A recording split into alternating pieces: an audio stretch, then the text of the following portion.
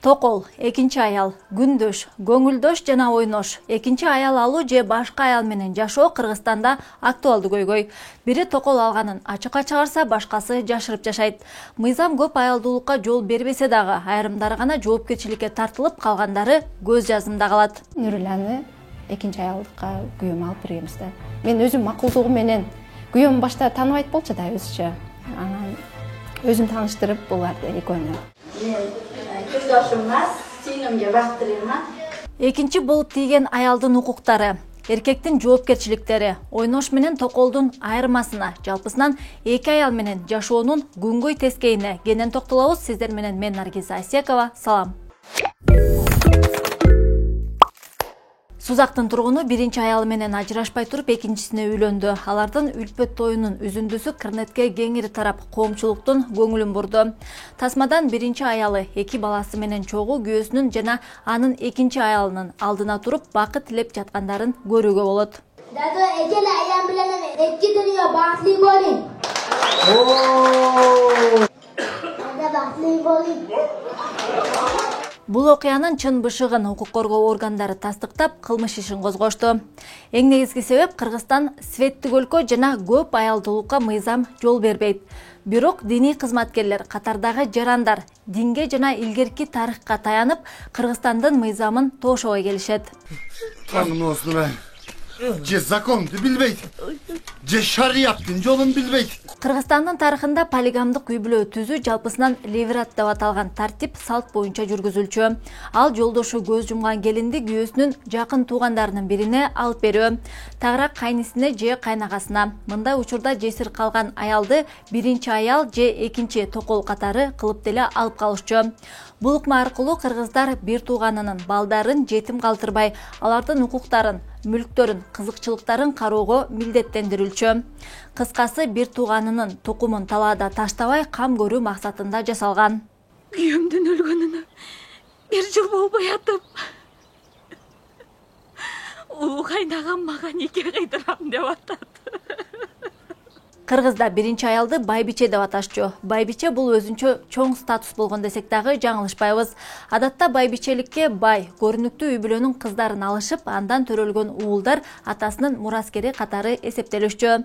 Калган аялдары болсо токол деп аталчу. Токол деген сөз мүйүзү жок бодо мал дегенди түшүндүрөт. Тагыраагы кемчиликтүү жаны бар.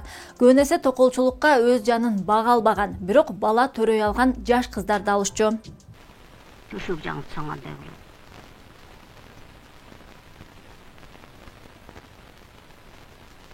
Жактырып алган жашаял.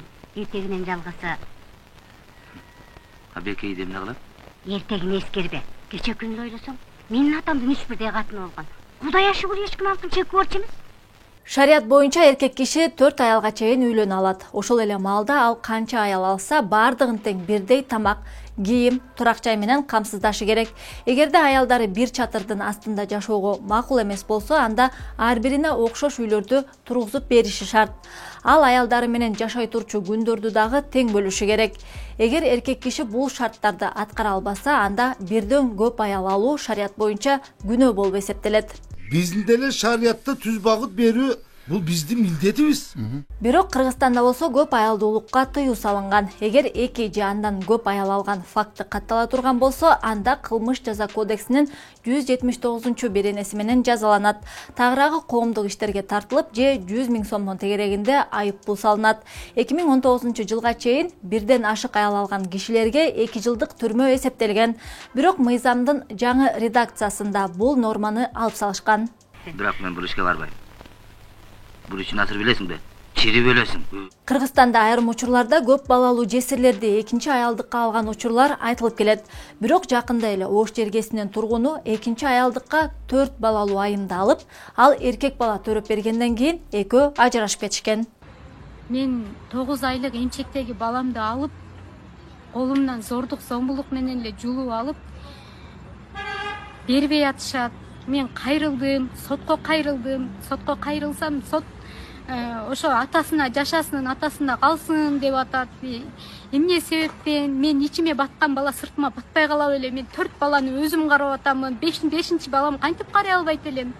5 балам тең баарын өзүм караймын. өзүмдүн үйүм бар башында, Кудайга шүгүр. Бул 37 жаштагы 4 баласы бар айымды 2018-жылы экинчи аялдыкка 4 балаңды багып, башыңа чатыр беребиз деген убада менен алышкан. Аялдыкка алгандан кийин иштетпей, кийин үй сураса үйүн дагы бербей, көп узабай эмчектеги баласын дагы тартып алышкан. Мага келгенде мен ол иши кой, бул иштер болбойт сага. Мага тигенде мен карабында болгондон кийин сен ушу 4 балаңы жакшы тарбияла, жакшы окут. Ушу менен алектен мен калган колуман келгенин аракет кылып камсыздайм деп өзүм камсыздап келгем. Бала үй өткөзүп бербейсиз деди. Үйдө эмне кыласың? Эме жашап атсаң, үйдүн сага эмне кереги бар десем, өткөзүп бергин деди. Болсо балам алам деди. Баланы кантип аласың десең, мен мать-одиночкамга мен баланы жөнүн алып коем деди. Бирок экинчи аялдыкка макул болгон айым баласын дагы ала албай калган. Мындан улам динге таянып, нике кыйдырып экинчи аялдыкка макул боло турган күндө деле ал үй бүлөнүн маселеси мамлекет тарабынан көзөмөлдөнбөйт. Тагыраагы токолдун эркектен бир нерсе талап кылганга укугу жок болуп калат. Нике кыйдырганына карабастан ал жарандык нике катары сыпатталып, токолдун укуктары бир топ кыскарат. Тагыраагы балдарынын көөлүгүнө атасынын аты жазылбай, ажырым жолго түшүшсө алимент төлөнбөйт.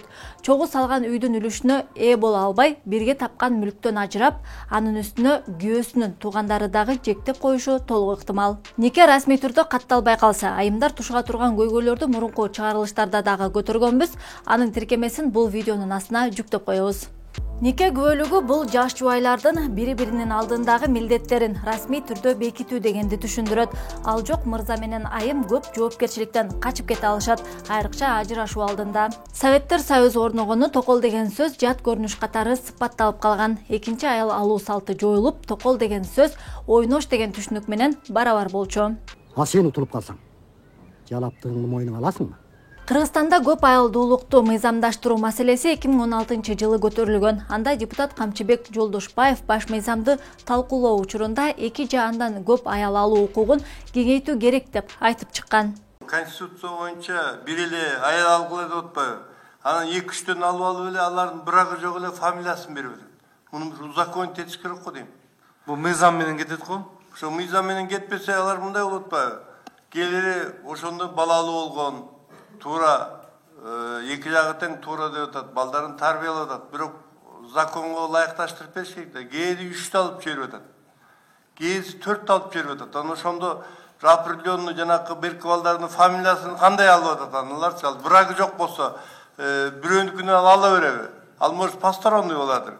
Ошон үчүн ушул нерсени байкап бир предложение кирип, мыйзамдын чегинде жазап коюш керек. Көп узабай дин алымы маркум Чубак ажы экинчи аялы бар экенин коомго ачыктап, сойкулук маселесин, жесирлердин укугун экинчи аял алуу менен чечсе болоорун айтып, башка мырзаларды дагы үндөп кеткен. Ушул үчүн урматтуу турганым, мен үйлөндүм дагы, бирок ажырашкан жокмун байбичем менен.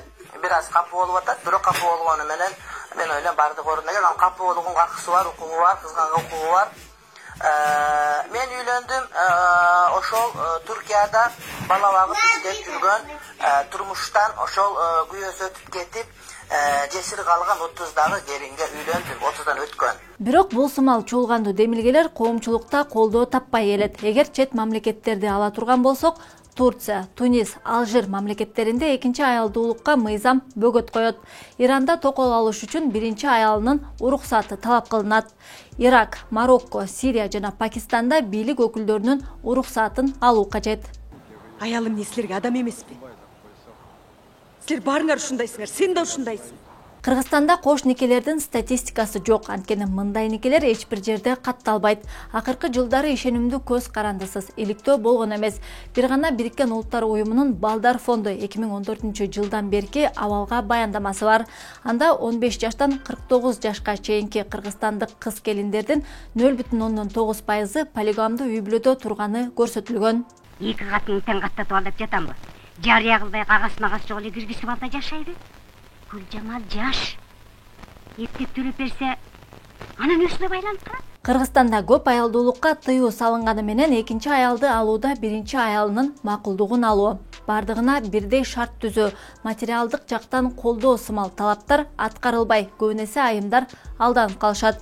Экинчиден, аялдар ажырашкан деген статустан чоочулап, элге сөз болбош үчүн полигамдуу үй бүлө түзүүгө аргасыздан макулдугун беришет. Сиздер менен мен Наргиз Айсекова болдум. Биздин каналга катталып, видео менен бөлүшүп, лайк басканды унутпаңыз. Көрүшкөнчө.